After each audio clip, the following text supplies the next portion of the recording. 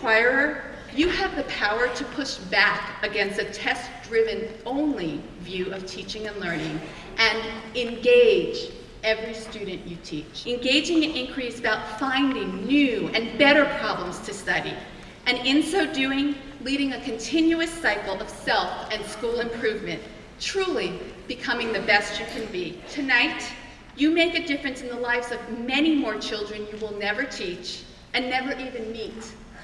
These are the children of the practitioners who benefit from inquiring beside you, hearing you discuss the learning that has taken place through the process of inquiry and the subsequent improvements they make to practice based on what they've learned from you.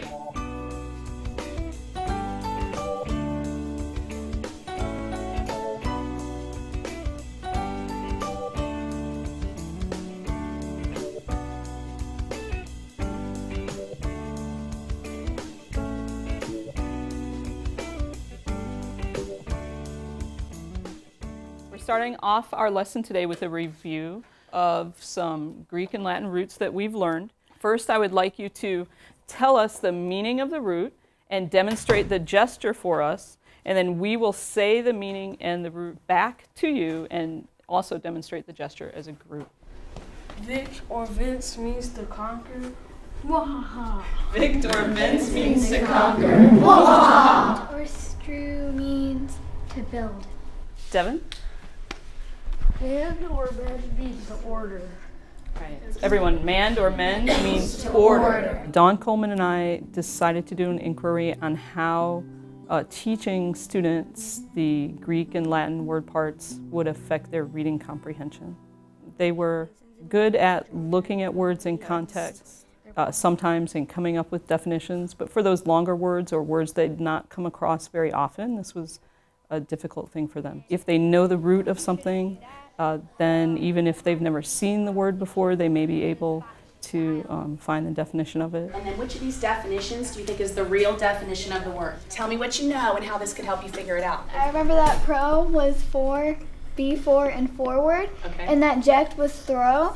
So from that, I remember that it was something flying in the air. The kids blow me away with what they've remembered, the gestures. We try to incorporate multiple intelligences for the kids who are tactile. Most of these students already have high levels of comprehension. That's usually their area of strength.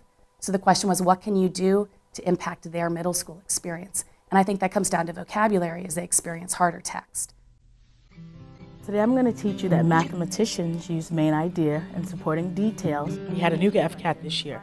New math standards, everything was changing on us. And our principal came up with this idea to do a lesson study, founded in Japan. And what it is, as a team, we work together, come up with a lesson using reading strategies to teach math.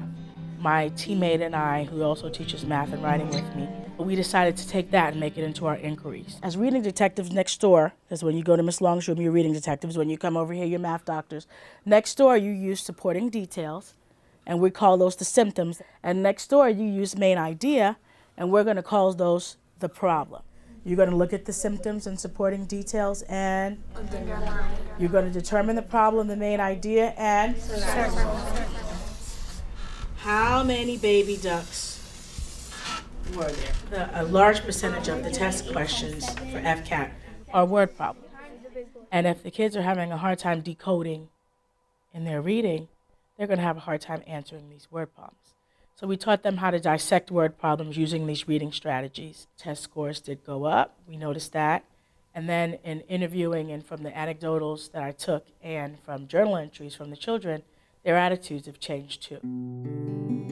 I wanted to know, what are the stereotypes that are out there with my staff? How do I dig into this? How do I figure it out? I felt like I was hearing some stereotypical conversation about kids in poverty and parents who don't speak English. So many of the teachers grew up in kind of a simple middle-class environment. Sometimes I find that teachers who have that background have more difficulty understanding children who have learning disabilities or children who come from poor households or don't speak English as their first language. I felt like if we brought some awareness with my staff to these stereotypes, we could work on making action plans to reduce them or eliminate them. My inquiry has, I think and I hope, really influenced teachers regarding how are they providing an equitable education to every child in our school.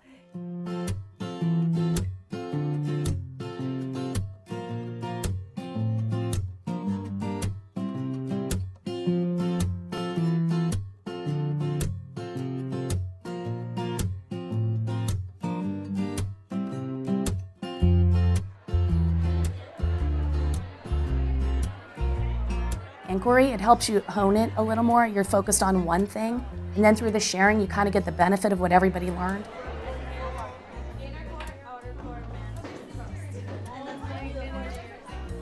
My inquiry project was Lost in the Dark, and it was dealing with Tier 3 interventions and informal diagnostics. The whole idea of, did these diagnostics make a difference for the instruction? Absolutely.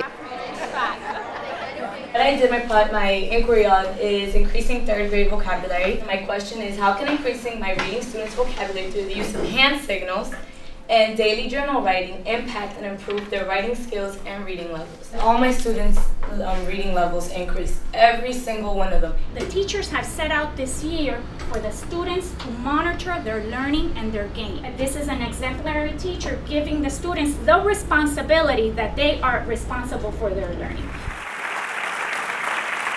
I wish the world could be here today to see you, after a year of working so hard with so many challenges, to still have enough within you to show up on a Saturday to share your craft with your peers. I don't think there's anything better in the world.